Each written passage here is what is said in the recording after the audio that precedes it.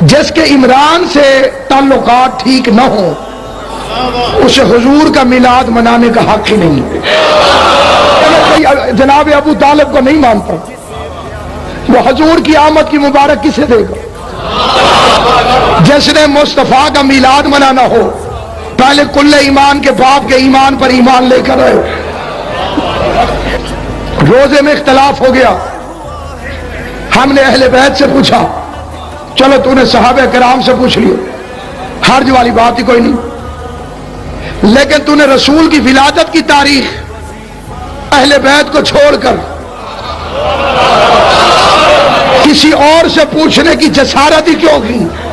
کیونکہ جس وقت حضور کی ولادت ہوئی اس وقت تو کسی راوی کا باپ بھی مسلمان نہیں ہوا تھا۔ یہی وجہ ہے جنہوں نے محلے والوں سے پوچھا وہ 12 کو بنا